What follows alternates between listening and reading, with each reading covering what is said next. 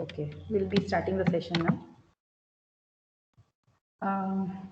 Today, the second session will be conducted by Honorable Dr. Deepti Marathe ma'am. Dr. Deepti Marathe ma'am has done her PhD from Department of Chemical Engineering, IIT Bombay. She has done her ME and BE in Polymers from Maharashtra Institute of Technology. She is the Associate Head of School at the School of Polymer Engineering at MIT World Peace University, Pune. She has taught subjects like injection mold design and product design, polymer processing, plastic materials, basic polymer rheology, advanced polymer rheology, specialty polymers, mechanics of composite materials, polymer compounding, polymer structure and properties, and strength of materials. She has around 1.5 years of industry experience also. Her publications include 8 international referred journal papers, 12 international conference papers, and 1 international poster presentation. She has been a principal investigator and co-investigator in research schemes also. So today she'll be giving the session on micromechanical behavior of lamina. Ma'am, I hand over the session to you now. I hope you can share the presentation. Yes. Thank you, madam. I have shared my presentation. Can you see that? It's still not visible, ma'am. I've shared. Can you see? Little ma'am? No, ma'am. Ma'am, I think shared you it have to try actually. one. Okay, I'll share it again. Now, can you see it? Yes. Yeah. Yes, ma'am. So, am I audible? Yeah, you are audible also, and we can see your presentation. Yeah. Thank you, ma'am. Thank you for the kind introduction. And good afternoon to all. Welcome to this second session of the second day. Well, usually the sessions after lunch, people are kind of sluggish after lunch. So I'll not, go too much into the mathematics. And I am doing a session after a wonderful session in the morning by Dr. Joshi. He talked about the macro-mechanical behavior, that is on a behavior of composites on a larger scale. I will be talking about micro-mechanical behavior, which is the behavior of composites on the micro or the mesoscopic scale. Now, my presentation is going to tell you something about introduction about composites, various methods of analysis of composites, why do we actually need to study micromechanics, and then what are the various approaches of studying micromechanics, how are we going to understand the micromechanical behavior. Now, before I go further, I would like to just introduce you to what are composites. Now, composites are nothing but a combination of the fiber and the matrix. Now, the fiber is something which is high strength, high stiffness, and low density. The matrix is what is good shear properties and low density. Now, all of this put together is going to give me a composite which is going to have properties of the fiber, the matrix, and some property synergism. So I'm going to have composites which are going to be high strength, high stiffness with good shear properties and low density. Now, humans have always been mimicking from the nature. So you can see that wood is one of the naturally available composites, where cellulose, hemicellulose are the fibers which are the reinforcement, and lignin is the matrix in the composite. Now, classification of composites. So we have particulate composites, we have fiber reinforced composites, large particles, dispersed particles, continuous and discontinuous short fibers, aligned fibers, randomly oriented fibers. So these are the different types of composites, and each of them have their own niche applications. So what are the advantages of composite? Why will anyone go in for a composite material? Now, composites have high stiffness and strength as compared to your metals. They have enhanced fatigue properties, tribological properties. They have better performance at elevated temperature. Very importantly, the USP of composites is their greater corrosion resistance as compared to other metals. And all of this is possible because of the immense design flexibility that is offered by the composite. You can tailor make the composite as per your requirement by choosing the right constituent matrix and the right constituent fiber. This is what we are going to try to understand in the micromechanics as to what can be the right constituent matrix, the right constituent fiber to give you certain properties. Now, we can look at a composite at different levels or different scales of scrutiny. So you can look at the composite at the base level scale of scrutiny, which is the fiber and the matrix. You can look at composite on the level of scrutiny, which is the lamina. You can look at the composite at the level of scrutiny, which is the laminate. So now in the previous session by Dr. Joshi, you saw about the lamina, which is a combination of the fiber and the matrix. Now we are going to look at the scale of scrutiny, which is going to be the, what you can say, the lowermost scale of scrutiny, which is going to be the fiber and the matrix, and the interaction of the fiber and the matrix. So now, if I try to understand the composite and the scale of scrutiny, I have the fiber and the matrix put together. When I try to study the interaction between the fiber and the matrix, then that is called as micromechanics. When I convert the fiber and the matrix into a lamina, a single layer lamina, what I study is macromechanics. So in the morning, what you tried to understand was macromechanics, where you considered the lamina as a whole to be homogeneous, and then you tried to understand the relation between stress, strain, stiffness of this particular lamina.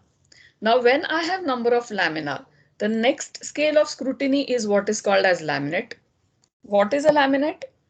A laminate is a layered structure of different kind of lamina put together.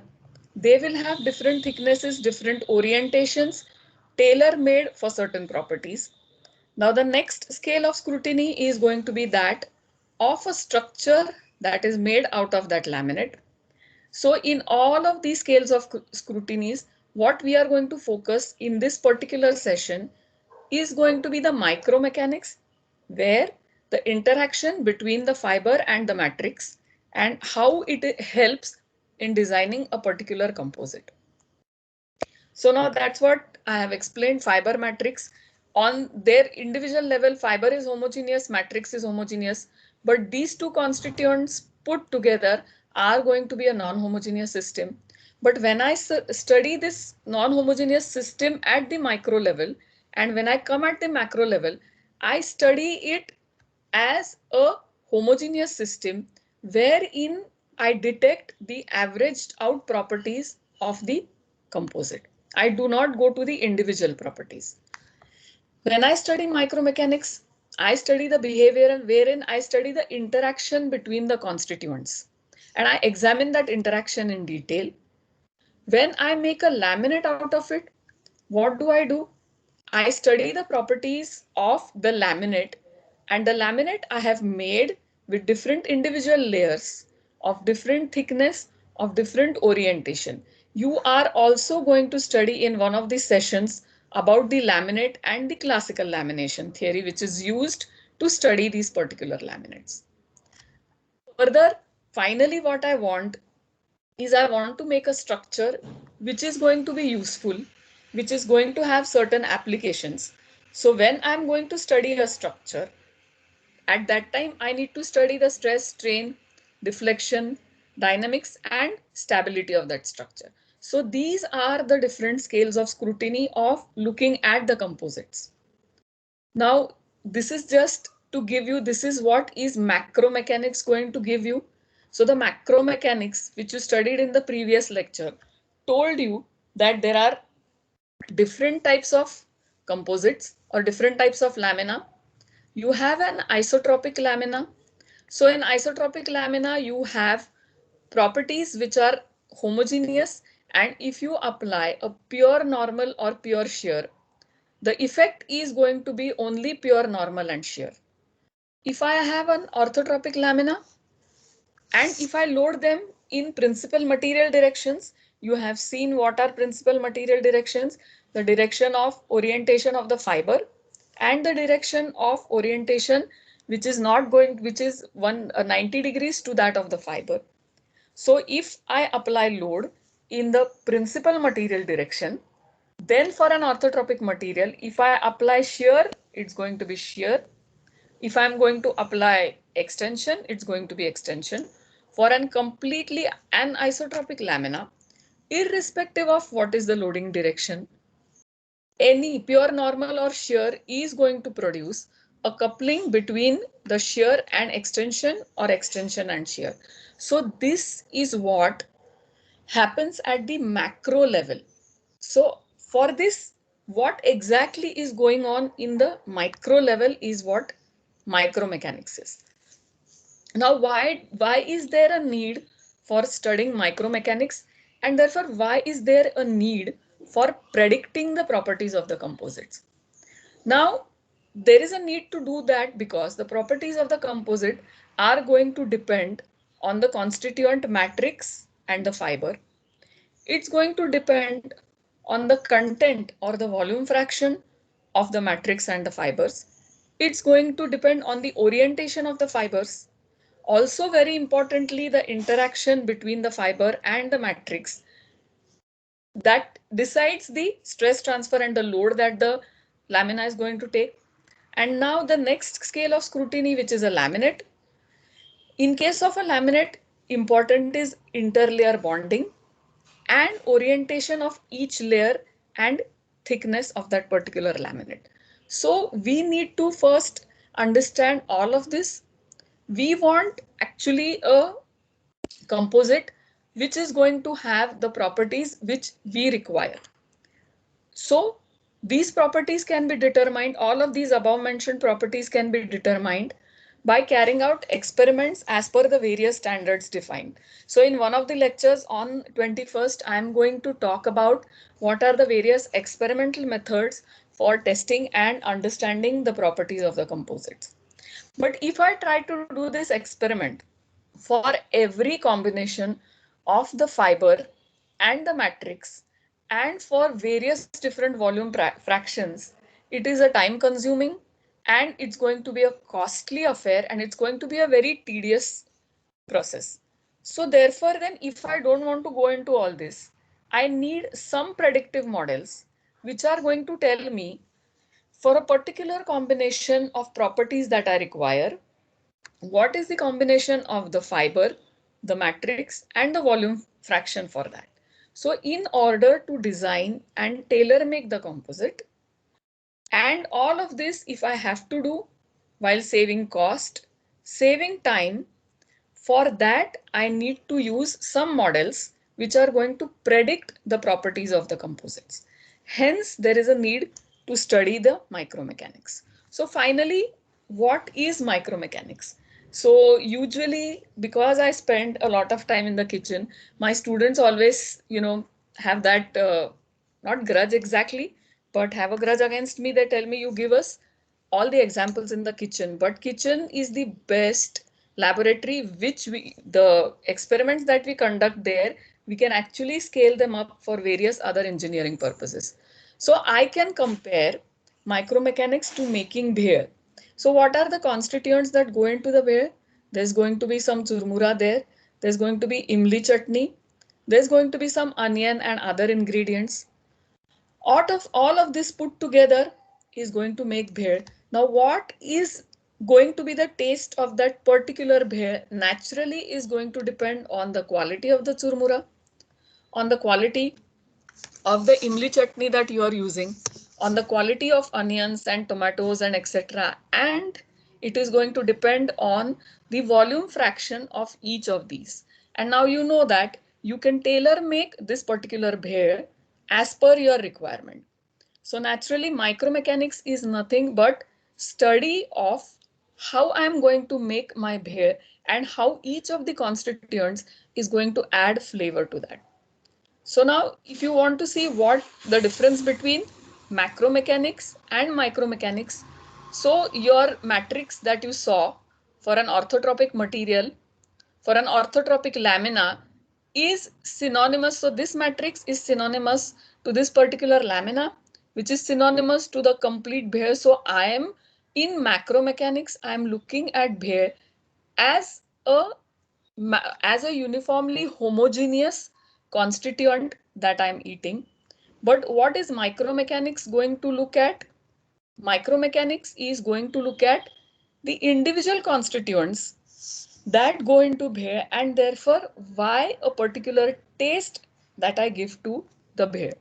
So I hope right now with this it is clear that what is the difference between macromechanics, which you studied in the morning, which is nothing but look at a lamina in its entirety and consider the lamina as a homogeneous material, while as micromechanics, which you are going to study right now, is looking at each of the ingredients and the constituents individually. So now, what are the various approaches of studying micromechanics? And actually, why do I need to study this micromechanics? Now, my objective of any method of studying the micromechanics is determination of the stiffness or the moduli of composite in terms of stiffness and the moduli of the constituents, which are going to be the fiber and the matrix. So now you saw various different equations in the morning for your orthotropic material, isotropic material. You saw the equations or matrices relating the stress, stiffness and the strain. So there you considered Cij. There was no breakup of Cij considered, but what exactly is Cij? So Cij includes in it EF, that is the modulus of the fiber.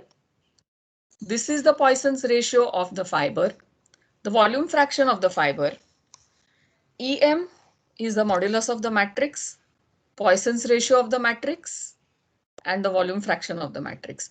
So any approach for studying micromechanics is going to take into consideration these basic inherent properties of the fiber and the matrix, and all of this put together the study of micromechanics.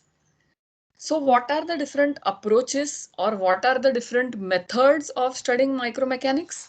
So the first approach is the mechanics of material approach. It is a simple approach, and this approach is based on simplifying assumptions of uniform stress and uniform strain in the constituents. So this approach assumes that the stress and the strain in the fiber and the matrix is going to be uniform and easy to analyze. The other approach is the elasticity approach. The elasticity approach is a more involving approach as compared to the mechanics of material approach. So elasticity approach is based on bounding principles, exact solutions, and approximate solutions. And the third approach is studying of the Halpin-Tsai equations, which are simplified equations which are going to kind of obviate the tedious factors which are there in the elasticity based approach. Now there are certain assumptions which are made in the mechanics of material approach. What are these certain assumptions made in that mechanics of material approach? These assumptions are: lamina is stress-free, it is linearly elastic and macroscopically homogeneous. The fibers which constitute the lamina are homogeneous, also linearly elastic, isotropic meaning no directional properties, and perfectly bonded to the matrix. The matrix in itself is linearly elastic, homogeneous, isotropic, and more importantly, void free. So these are the basic assumptions which are there in the mechanics of material approach. Now, if I have to study something which is going to be on kind of a micro level, I will have to define a representative volume. That representative volume has to be the true representative volume, and it has to take into consideration the lowermost unit, which is actually a bonsai of the complete composite. So I study what is called as a representative volume. So if this is the cross section of a continuous fiber reinforced composite, in this I may have the fibers placed as a square array, or I may have fibers placed as an hexagonal array. So if I have fibers placed as a square array, I am going to have this kind of a unit cell which constitutes a fiber around the matrix, or I'll have this unit cell. So when I study micromechanics, I need to go to the representative volume and apply the force, balance, etc. on this representative volume. Now, if I go to the mechanics of material approach, and if I try to understand a longitudinal modulus for a lamina which is a unidirectional lamina. Now, I think by now you're aware of what exactly is a unidirectional lamina. A unidirectional lamina is a lamina which consists of fibers which are aligned in one particular direction. Now, in this case, the fibers are aligned in direction 1. So this is a unidirectional lamina with fibers aligned in direction 1 or oriented in direction 1. Now, if I want to find out what is termed as the longitudinal modulus, so what is the longitudinal modulus? The modulus which is going to be along this direction 1, where the fibers are oriented. Then how will I do that, or how can I do that? So if I look at this lamina and if I'm going to apply a force P to the composite in the direction 1, because of this nature of the lamina, I know that the extension or the strain in the composite or the lamina is going to be the same as that in the fibers and same as that in the matrix. So in this case, because it is a parallel connected model, the strain in the composite, the strain in the fiber, and the strain in the matrix is the same. But the total load acting on the composite, this total load is going to be shared by the fiber and the matrix. Now, how is it going to be shared? So here I can see that I have what is called as a parallel connected model. So due to the geometric restrictions of the parallel connected model, I know that the strain in the lamina is going to be the same as strain in the matrix and the strain in the fiber. So the strain is going to be the same, and the stress, or if I try to understand the force is going to be shared by the fibers and the matrix. So if I write the force in terms of stress, so I'm writing in this equation the force in terms of stress, where AF and AM are the areas of the fiber and the matrix. A is the total area. The total area on which this particular force is acting. So if I see the total area here on which that particular force is acting, that is going to be summation of the area of the fiber and the matrix. So this is the total area. So I divide this by total area to get what is called as the volume fraction. So this is in terms of force. Sigma 1 is nothing but the total stress in the lamina or the composite. Sigma m is the stress in the matrix. Sigma f is the stress in the fiber. Vm is volume fraction of the matrix. Vf is volume fraction of the fiber. All of this put together, what do I get is the total stress in the composite is the summation of the stress that is going to be taken by the matrix and by the fiber. So if I divide this by epsilon 1, now what is epsilon 1? It is nothing but the strain in the composite, but then that is equal to the strain in the fiber and the strain in the matrix. So what I get is, I get the value of longitudinal modulus. So E1 is the longitudinal modulus of the lamina or the composite, and that is dependent on what is EM, that is the modulus of matrix, and VM, which is going to be the volume fraction of the matrix, plus EF, that is the volume, that is the modulus of the fiber and volume fraction of the fiber. So you can see here that the modulus in the longitudinal direction for the composite is going as per rule of mixtures. So what is the rule of mixtures? It tells you that as per the volume fraction of the constituent, the modulus is going to change. So if I am going to make any change in the volume fraction of the fiber or the matrix, my modulus is going to change. So here you can see how you can tailor make a particular lamina with a particular value of modulus in direction 1. I can use different matrix. So if I change the matrix, EM is going to change, where EM is nothing but the inherent property of that particular matrix. So if I have epoxy, if I have polyester, unsaturated polyester, yesterday you studied about the different matrix resins or matrix materials which are there. So if I change the matrix, EM is going to change.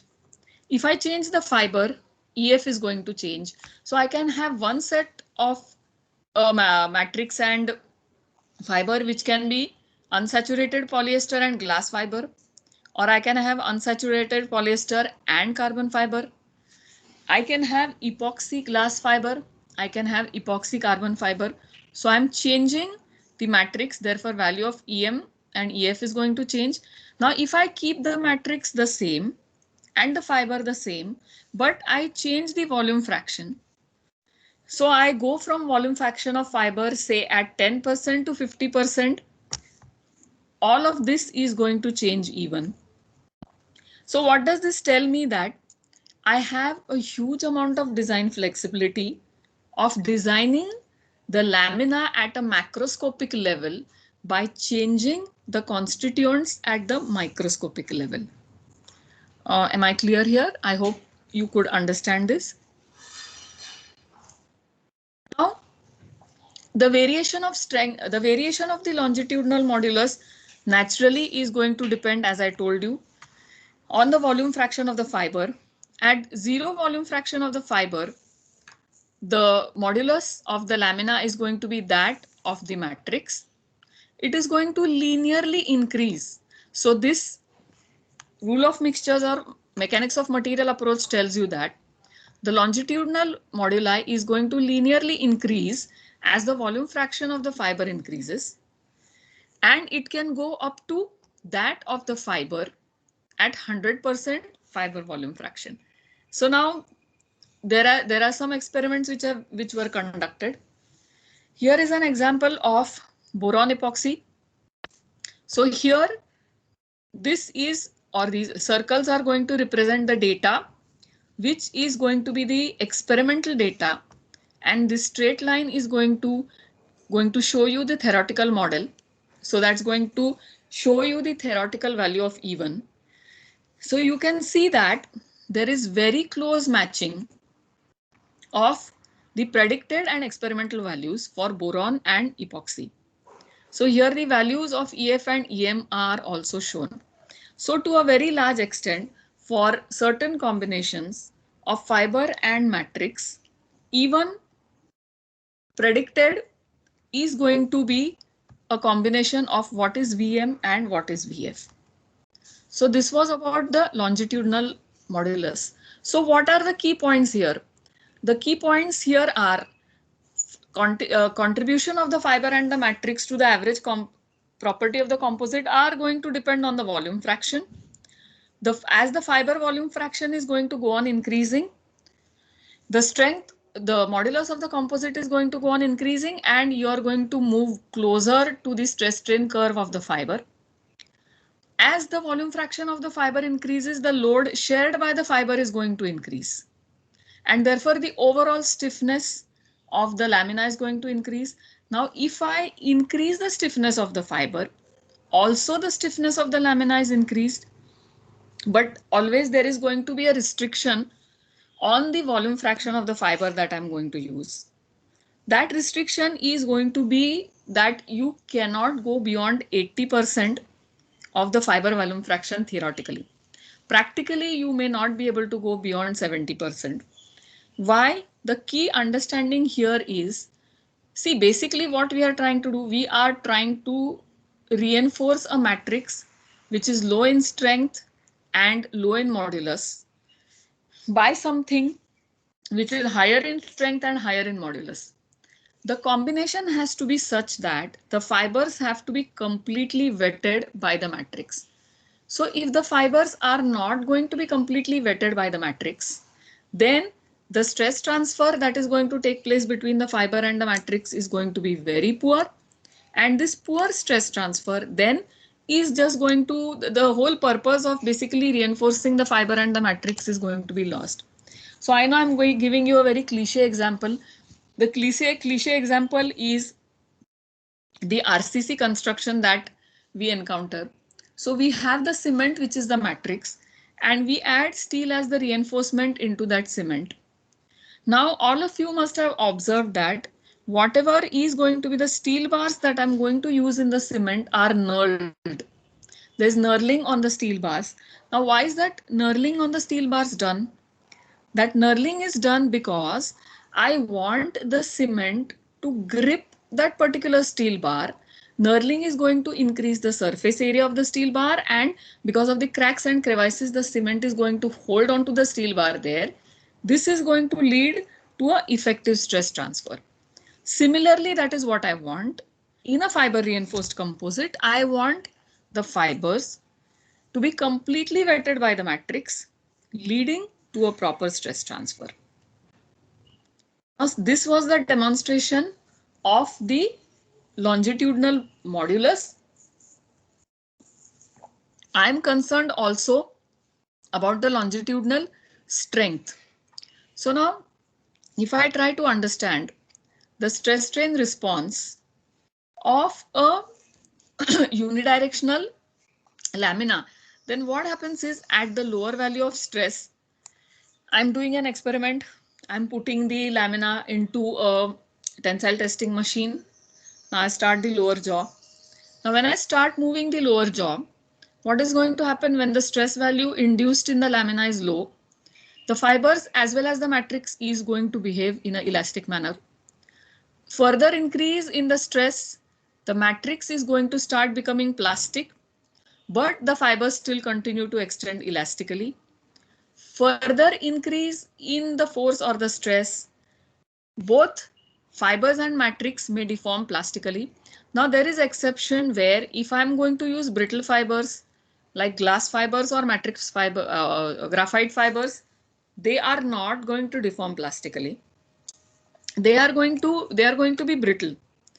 Now in the final stage, when the fibers are going to fracture, there is going to be sudden increase in the stress in the matrix, where fracture of fiber and the fracture of the lamina is going to lead to complete overall failure of the composite. So this is how I'm going to try to determine the strength of the unidirectional lamina. So this unidirectional lamina will fail in tension when the fibers are going to be stretched beyond their ultimate fracture strain. Now here our assumption is that most of the fibers are actually going to fail at the same strain level. So we assume a homogeneity in the fiber, no flaws in the fibers. Now if the volume fraction of the fiber is going to be much below a certain critical level, then the fibers are not going to be absorbing all the stresses that are going to be transferred due to the breaking of the fibers. So the lamina will have to bear the stress, and then the lamina is going to fail, which is going to lead to the failure of the entire composite. I mean, the matrix will fail and lead to failure of entire composites. So if this is the equation for ultimate strength of the fiber, so you can see it depends on volume fraction of the fiber and ultimate strength of the fiber, volume fraction of the matrix, ultimate strength of the matrix. If I'm going to have a low fiber volume below a certain minimum level, most of the load will have to be taken up by the matrix once the fibers break. So in this situation, my ultimate breaking strength of the lamina is going to be that of what is going to be that of the matrix. So that's going to be lower ultimate strength. Now here, if I want a really effective design for a unidirectional lamina, then what I need is that the ultimate strength of the lamina should exceed that of the matrix. That can be done by increasing the volume fraction of the fiber. I go to a critical value of volume fraction of the fiber so that I get an enhancement in the total longitudinal strength of the fiber. So now few key points to remember in design. I need to go beyond a certain minimum volume fraction of the fiber so that I really get a composite of good strength and modulus. I need to go above a critical value of the volume of the fiber so that when my volume fraction of fiber is greater than the critical volume fraction of the fiber, the strength of the unidirectional lamina is going to be much greater than that of the matrix. And then I'm going to get that property synergism, which is required in a composite. Now I move on to the transverse modulus. Transverse modulus is the modulus which I'm going to study in the direction 2 or in the direction 3. So previously I studied what is the strength and the modulus in direction 1. Now I'm going to study the strength and modulus in direction 2. And what is going to be the same in say direction 3. But what I'm saying is right now we will study a lamina where I'm going to study a thin plane lamina. Basically what you studied in the macromechanics, I'm going to look at the plane stress condition here. So now the stress or the load is applied in direction 2. Now if the load is applied in direction 2, then the total displacement in this particular lamina is going to be addition of the displacement of the fibers and the matrix, and the stress which is going to be there induced in the fibers and the matrix and the lamina is going to be the same. So this particular case is going to be that of a series model. So here what I have is the matrix and the fibers in series. So if I have matrix and the fibers in series, naturally when I see this, the strain in the composite is going to be additive. That is the strain in the matrix and the fibers. Now, if I write that down, the geometrical constraint, and if I divide throughout by the thickness, then what I get, the strain is going to be nothing but the strain of the composite is going to be strain in the matrix in the plus into volume fraction plus strain in the fiber into the volume fraction of the fiber. But we know that the strain is nothing but stress upon modulus. So when I write the strain in terms of stress upon modulus, what I get is E2. And in this E2, what I see here is E2 is the combination of EM, EF and VM, EF. Now, if I see E2 and if I try to understand what exactly E2 is and what is the dependence of E2, then here I see that now I have this y-axis E2 by EM. On the x-axis, I have volume fraction of the fiber. Here I have EF upon EM as 1. Now, if I want to enhance E2 double than what I have, initially, I need at least 50% increase in the volume fraction of the fiber, even if EF upon EM is going to be 10. What does this mean? The fiber is 10 times stronger than the matrix. But if I have to enhance the E2 to at least twice its initial value, so if this is the value of E2 1, if I have to go to E2 to be equal to 2, then I have to increase the volume fraction of the fiber up to 60% of the fibers. Unless that, I will not get E2 which is going to be twice than the value of EM. So what does this tell me? This tells me that the transverse modulus is dependent on the matrix. So the properties of in the transverse direction are matrix dependent. E2 is matrix dependent, and when I see E1, E1 is going to be fiber dependent. So any increase, and we saw that in case of E1, there is a linear relation between increase in the fiber volume fraction and increase in E1. In case of E2, it is matrix dominated, and to increase E2 to a larger extent, we need to increase the fiber content to a very large extent. So these are the key points for the transverse modulus. Now, in case of the transverse strength, now we know that load sharing between the fiber and the matrix in a transversely loading ply is very less. So when a unidirectional lamina is going to be subjected to some force in the transverse direction, fibers which are actually stiffer than the matrix are going to constrain the matrix. So the matrix movement is going to be constrained, and wherever the fibers are going to be located, they are going to act as areas of stress concentration. And if that is going to act as area of stress concentration, then what is going to happen? Then there is going to be reduction in the strength of the ply there. If I consider S as this strength reduction factor, then I will say that the ultimate failure strength of the lamina in the transverse direction is going to be sigma UF divided by the strength reduction factor. So overall, if I see in the transverse direction, the strength of a unidirectionally oriented lamina is going to be much lower. The modulus is going to be much lower than what I see in the direction of the fibers. Now, what are the other important factors which characterize a lamina? That is going to be the principal Poisson's ratio. So in macromechanics today, in the morning session, you have studied mu12, or you have listened to what mu12 is. Mu12 is the principal Poisson's ratio. Now mu12 follows what is called as the parallel model. So for the major Poisson's ratio, the contribution of the fiber and matrix is both are going to be in an additive manner.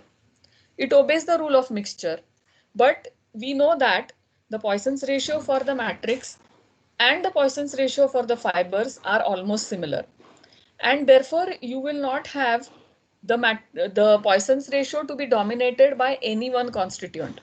So it's going to be neutral. Neither it's going to be dominated by the fiber, nor it's going to be dominated by the matrix. Now we consider G12. So basically, you know that to characterize any lamina, what we require is we require E1, we require E2, we require mu12, and we require G12. That is what we studied in macromechanics. So if I have to characterize if I have to find out the shear modulus, then G12 again is going to be what is going to be as per the series model. The shear modulus is calculated assuming that the shear stress on the fibers and the matrix is the same. Actually, ideally, it's not the case. So like the transverse modulus also, the shear modulus is going to be completely dominated by the fibers. So now this is a graph which is similar to that of variation of E2. So G12 is going to be completely dominated by the matrix because I will require a very high amount of increase in the fibers to increase the G12 to some substantial extent. So this was about mu12 and G12. Now your mechanics of material approach is a simplifying approach for studying the micromechanics.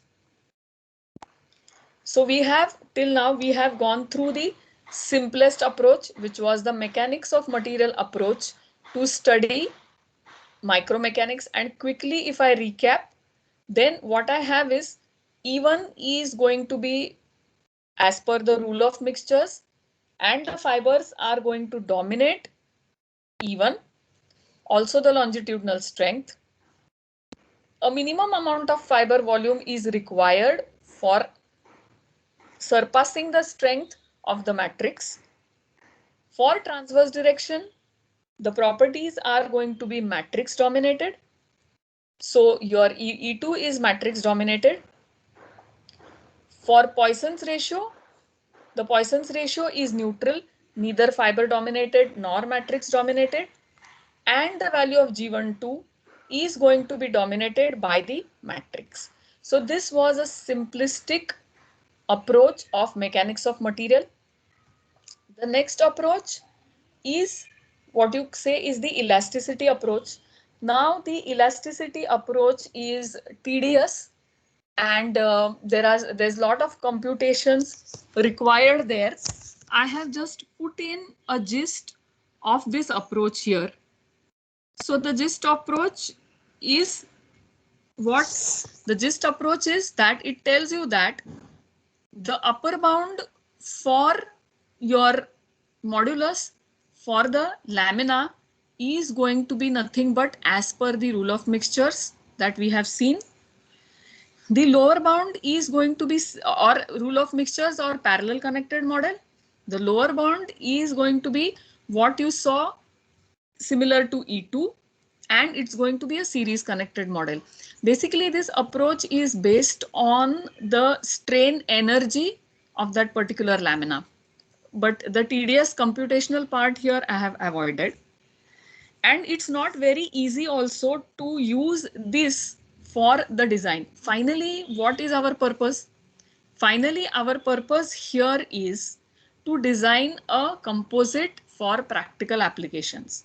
So to design it for practical applications, the approach also has to be a simplistic approach. So then a slightly simplistic kind of interpolation approach was suggested by Halpin-Tsai. So what Halpin-Tsai suggested is, if E1 is going to be your E1 is going to be the moduli in the fiber direction, and mu12 is going to be the principal Poisson's ratio, then to calculate E1 and to calculate mu12, they are going to be as per the rule of mixtures that we saw in the mechanics of material approach. So E1 is dependent on the stiffness of the matrix fibers, volume fraction of matrix fibers. Mu12 is also dependent on that. Halpin-Tsai defined a parameter which is called as zeta. Now this zeta parameter is actually dependent on the fiber geometry, packing of the fibers, and loading conditions. So they defined that parameter to take into consideration all these factors. From that, a parameter eta was evolved, and that parameter eta is going to relate the properties of the fiber and the matrix. Now what can MF or MM be? MF is the corresponding fiber property, which is going to be EF, GF or MUF. MM is going to be the corresponding matrix property, which is going to be EM, GM or VM. So here they defined a parameter eta which correlated these properties, and also zeta is a part of this eta parameter because zeta is going to tell you more about the fiber geometry and the packing and the loading conditions. So here what I see is I am using eta in order to kind of take into account any what you can say irregularity in the fiber. I take this into account, and then taking that into account only, I try to understand M, which is the property of the composite. And so eta actually takes into consideration both zeta and the variations in the fiber and the matrix property. How am I going to determine the value of eta? Now by various experiments and some empirical equations, what I'm going to do is I'm going to find out, or they suggested the values of eta to be zeta to be equal to 2 for calculation of E2 for a fibers with square array and circular fibers, for calculation of G12 for volume fractions of 0.55. So it is A and B are here. A and B are nothing but the dimensions of the square array. So similarly, formula given to calculate G12. Also, there is a formula for zeta, which is dependent on the volume fraction of the fiber, which can be used for calculation of the value of zeta. Now, the range, the variation of zeta parameter is from 0 to infinity. So from 0 to infinity here, if I go at zeta 0, then what I get is a series connected model associated with the upper bound of the composite material property. If the value of zeta is infinity, I get what is a parallel connected model, which is associated with the upper bound. So if zeta is 0, I am associating it with a lower bound. If zeta is going to be infinity, it is associated with the upper bound. Now for certain rigid inclusions, I have eta to be 1. For homogeneous material, of course, eta is going to be 0 because eta is taking care of any inhomogeneities which are there in the composite. And for voids, I have eta to be minus 1 upon zeta. So what is important in these Halpin-Tsai equations is, without going into the cumbersome approach offered by the elasticity, I am going to have a simplified approach, but at the same time, it takes into consideration the geometry, the packing, and the inhomogeneity which is going to be there in the fibers. So this becomes easy for me to design the composite. Now, I don't only have continuous fiber composites, I have particulate composites also. So then if I have to design particulate composites of a particular level, then what I have to do is I have to take into consideration the particle loading, what is actually the particle made of, what is the filler, and what is the aspect ratio of the particle. Now, naturally, if I have a low aspect ratio, say close to 1, then I'm going to have circular particles. Then what the modulus is going to depend only on the components and the particle loading. Now, all of us know the famous Einstein's equation. So this Einstein's equation tells me, and I'm going to use it to find out the modulus of the composite. So I consider the composite as number of spheres which are going to be dissolved in a matrix, and therefore I'm going to apply Einstein's equation. So this is Einstein's equation for a dilute solution. That equation I'm applying here. So I get the value of EC in terms of EM. Very importantly is the fiber loading fraction. Now the same, if I have a higher fiber loading, then there is a added term. This added term is no longer a linear term. It is a power term and second power term. Now in the first case, because it was a dilute solution, they have not taken into consideration the interaction between the various constituents. Here, this term contributes to interaction between the various particles. So then this is a simplified way of getting the modulus of the composite. Now, if I consider the shape, individual shape and modulus, then A1, B1 are the parameters which are considering the individual shape, and there A1 is related to Ke, which is the Einstein's coefficient. VP max is related to the packing fraction. So basically what I'm trying to do here, or what they're trying to tell you is, for a composite, it is dependent on the volume fraction and the packing and the way the particles are placed into the composite and interaction between them. All of this is going to decide what is going to be the modulus of the composite here. For that, various empirical parameters need to be defined. They need to be correlated with the experimental results and then used for design purposes. So further modifications can be there for particulate composites. As I said again, for non-spherical particles, for different aspect ratios. So all of this put together helps me in getting a effective modulus from a lower bound and the upper bound of modulus for particulate composites. Now, I also deal with, in my day-to-day life, randomly oriented discontinuous fiber lamina. So I will see this very much in a thermoplastic composite. All of us are aware of, glass fiber reinforced nylons, etc., etc.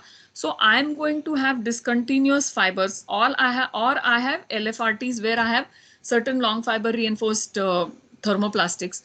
So for that, I'm going to use E random and G random, and they are going to depend on E11 and E22 of this lamina. Now, what is E11 and E22? E11 and E22 is going to greatly depend on the L by D ratio of this discontinuous fiber, and it's going to depend on the matrix E. I have some factor which is called as eta. That eta is going to be an interpolation between the properties of the fiber and the matrix. And I'm going to use that to find out E11, E22, G12 and mu12 of discontinuous short fibers. Now here also I can have, this previous was a randomly oriented fibers, discontinuous fibers. Here what I have is the fibers are oriented in one particular direction. So then I will use these values to compute its modulus. Now in summary, what is micromechanics and why do I have to study micromechanics? So micromechanics is going to be the study of interaction between the basic constituents of the composite, which is going to be the fiber and the matrix. Why do I need to understand this interaction? Because I am going to use composites for certain tailor-made properties. So for those tailor-made properties, I naturally need to understand the properties of the fibers and the matrix and how do they interact with each other. So there are so many cases where certain fiber and matrix, in spite of addition of a compatibilizer, may not be effectively compatible and the stress transfer may not be effective. So I need to understand that to design my composite. Now the strength of the lamina and therefore the laminate is going to depend on the inherent properties of the matrix and the fibers and their volume fractions. So the various approaches to study micromechanics is mechanics of material, elasticity and Halpin-Tsai approach. And in all of this, very importantly, I have to remember that a person who is doing micromechanics actually has the onus of designing the lamina of a particular strength, which is then later on going to be a part of the laminate, which is going to be a part of a certain structure, which is going to be a part of a certain component. So the one who is going to try to understand micromechanics and design the component lot depends on his understanding of the fiber matrix, their inherent properties and their interaction. So these are some of the references that have been used for this presentation. Also, there were some research papers which have been used for this particular presentation. So thank you a lot for your patient hearing. And if there are going to be any questions here, I would be ready to take those questions. Thank you, ma'am. Thank you. Thank you, ma'am, for the wonderful presentation. Can you hear me, ma'am? Yes, I can hear you. Okay. It was wonderful hearing you, ma'am. You gave a very nice information regarding the composites, its advantages, how is the scale of scrutiny done, and what is the need of micromechanics, and what were the approaches to study micromechanics. I mean, it was wonderful hearing you through the session. And I would now request the participants, if there are any questions regarding the session, they can raise their hand and ask the questions. Hello? Morning, ma'am. My name is Manoj Yes. Kumar, Yes. and I have it's actually I just joined later some time, but I got few points. I still have some doubt, so not asking right now. But I want a Okay. favor from your side, if it possible, if not personal, this PPT. So if possible, then you can share with us. Yeah, I will share it with the organizers. And if you have any questions, Okay. you can send the mail Actually, to the ma'am. organizers, or you can send mail directly to me. So Oh, deepti.marathe@mitwpu.edu.in. okay, okay, right, right. Actually, I understand 40%, 60% is still not. So I just wanted to read once again, then I will raise my question. So that's it from my Okay, side. I will try to share it with the organizers, or I think organizers can facilitate the recording of this particular session. Yes, yes, recording they will. Thank you, Oh, ma'am. Thank you very yeah. much. So, ma'am, if there are no other questions, then I think we can stop with the session. Yeah, definitely, ma'am. Yeah. Thank you once again for the Yeah. session. Thank And you for uh, giving me a chance. no, no, we were highly obliged for that, ma'am. It was our pleasure also. So we Yeah. really enjoyed your session. Yeah. And thank you once again from the Department of Plastic Technology. Thank you so The much, ma'am. participants, the next session will be at 3 o'clock. We'll be joining sharp at 3. Yeah. Thank you. Thank you, ma'am. Thank you.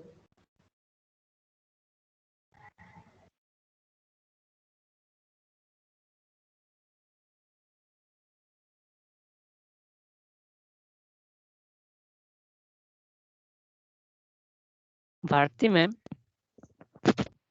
Hello.